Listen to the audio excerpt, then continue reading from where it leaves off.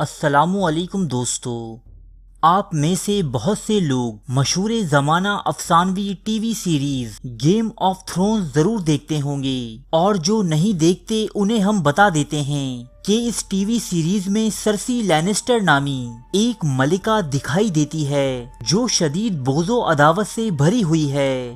لیکن اسی ڈرامے میں ملکہ سرسی کے ساتھ ایک انتہائی دلخراش واقعہ پیش آتا ہے جو واک آف شیم کے نام سے مشہور ہے۔ اس واقعے میں ملکہ سرسی لینسٹر کو ایک انتہا پسند مذہبی گروہ کی جانب سے برہنہ کر کے دارالحکومت کی سڑکوں پر گھمایا جاتا ہے۔ اسے اس حالت میں دیکھنے والا مجمع اس پر کوڑا کرکٹ پھینکتا ہے اور شیم شیم کے نعرے لگاتا ہے۔ ویسے تو گیم آف تھرونز ایک فکشن یعنی افسانوی ڈرامہ ہے، لیکن اکثر لوگ یہ نہیں جانتے کہ اس میں دکھائی گئی برہنہ واک آف شیم حقیقت میں اپنا وجود رکھتی ہے اور 15ویں صدی عیسوی میں گزری انگلینڈ کی ایک مشہور ملکہ جین شور کے واقعے سے اخذ شدہ ہے۔ یہ تاریخ میں گزری وہ بدنصیب ملکہ ہے جسے 1483 عیسوی میں لندن کی سڑکوں پر برہنہ جسم اور برہنہ پیروں کے ساتھ گھمایا گیا۔ اہل لندن کی ایک بڑی تعداد نے یہ تماشا اپنی آنکھوں سے دیکھا اور اس پر غدار غدار کے نعرے بھی لگائے۔ ایسا کیوں ہوا یہ جاننے کے لیے ہم کچھ روشنی ڈالتے ہیں ملکہ جین شور کی زندگی پر۔ قدیم ادوار میں بادشاہ کی ملکہ یا محبوب نظر کنیز ہونا بہت سے فائدوں کا سبب ہوا کرتا تھا، کیونکہ بادشاہ کی محبوب عورتیں کہیں اس سے بڑی بڑی جاگیریں اپنے نام کروا لیتیں تو کہیں اپنے رشتہ داروں کو بڑے بڑے عہدوں پر فائز کروا دیتی، وہیں انہیں وزیروں، سفیروں اور دیگر افراد سے تحفے تحائف بھی خوب ملا کرتے۔ لیکن بادشاہ کی چہیتی ملکہ ہونے کا ایک تاریک رخ بھی تھا، اور وہ یہ کہ بادشاہ کے مرنے کے بعد اس کے مخالفین اس ملکہ کا جینا اور مرنا دونوں دوبھر کر دیتے۔ تاریخ میں ایسی ملکاؤں کی مثالیں بھری پڑی ہیں جو شاہی تخت سے سیدھا تختہ دار تک جا پہنچی۔ ملکہ جین بھی انہی میں سے ایک تھی۔ جین 1445 عیسوی میں لندن کے ایک امیر سوداگر کے گھر پیدا ہوئی۔ اپنے خاندان کی امارت کے باعث اس نے اپنے وقت کی بہترین تعلیم حاصل کی۔ ذہانت اور خوبصورتی کے بہترین امتزاج کے باعث اسے لندن کے اعلیٰ خاندان اپنی دعوتوں میں مدعو کرنا باعث فخر سمجھتے۔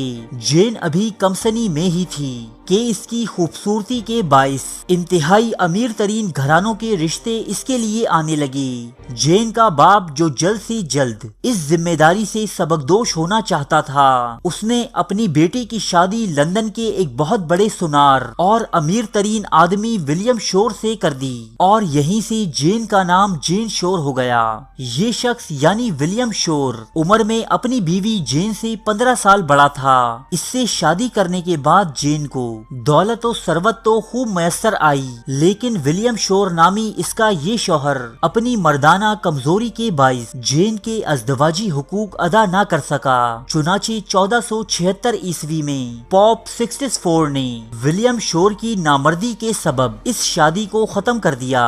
اس موقع پر جین شور کی خوبصورتی اور اس کی جوان عمری کو دیکھ کر اس کے ہمدردوں اور اس کے غم میں شریک ہونے والے ہوس پرستوں کی ایک بڑی تعداد پیدا ہو گئی۔ ان ہمدردوں میں انگلینڈ کا بادشاہ ایڈورڈ 4 بھی شامل تھا۔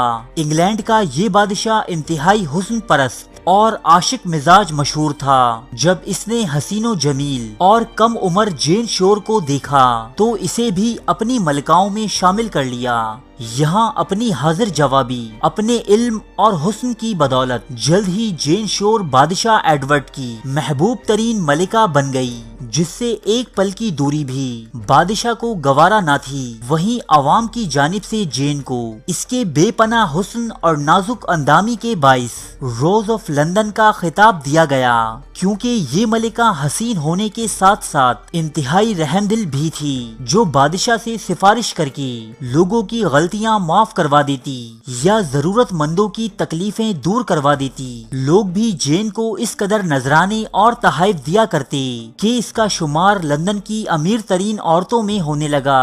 روز و شب بہت سکون و اطمینان سے گزر رہے تھے کہ اچانک اس کا شوہر اور بادشاہ ایڈورڈ فور مختصر سی علالت کے بعد صرف 40 سال کی عمر میں انتقال کر گیا، اور جین شور کی کایا یکا یک پلٹ گئی، کیونکہ اگلا بننے والا بادشاہ رچرڈ 3 تھا، جو گزشتہ بادشاہ ایڈورڈ کا چھوٹا بھائی تھا۔ اسے اپنے بھائی کے طرز حکومت اور حکومتی معاملات میں اس کی ملکاؤں کا عمل دخل بالکل پسند نہ تھا۔ دوسری طرف ملکہ جین شور نے بادشاہ ایڈورڈ کی ایک اور ملکہ ایلزابتھ کے بیٹے تھامس سے شادی کر لی، اور اپنے ایک پرانے عاشق لارڈ ہیسٹنگ کی مدد سے بادشاہ رچرڈ کے خلاف ایک اتحاد قائم کر لیا۔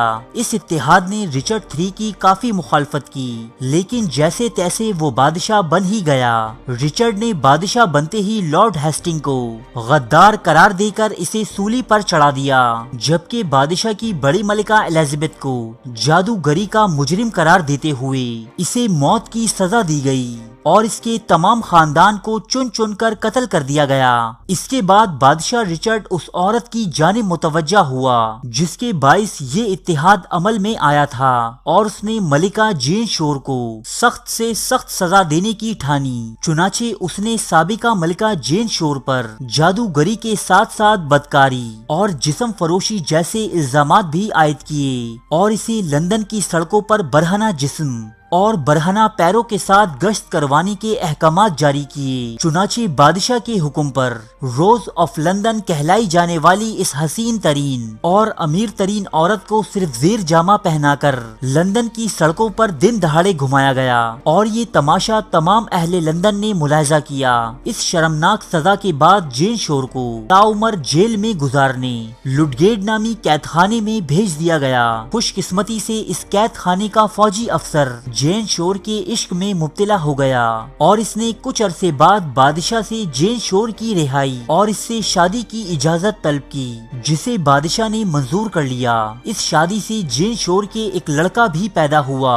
اس کے بعد تاریخ جین شور کے حوالے سے مکمل طور پر خاموش ہے۔ کچھ مورخین کا ماننا ہے کہ جین شور، جو کبھی لندن کی امیر ترین عورت ہوا کرتی تھی، اس کے آخری دن انتہائی غربت اور قسم پرسی کی حالت میں بسر ہوئے۔ جین شور کی کہانی میں عبرت ہے ان لوگوں کے لیے جو دولت ہی کو اپنا اوڑھنا بچھونا تسلیم کرتے ہیں اور سمجھتے ہیں کہ وقت ہمیشہ ایک سا ہی رہنے والا ہے۔ ارے فرینڈز، ایک منٹ، آپ ایسے ہی جا رہے ہیں؟ اتنی محنت سے ویڈیو بنائی ہے، ایک لائک تو بنتا ہے نا؟ اور دوسرا یہ کہ آپ ہمیں اتنی بڑی دنیا میں دوبارہ کیسے ڈھونڈیں گے؟ تو اس کا حل یہ ہے کہ آپ ہمارے چینل کو سبسکرائب کر لیجئے اور اس بیل کے آئیکن کو کلک کر دیجئے۔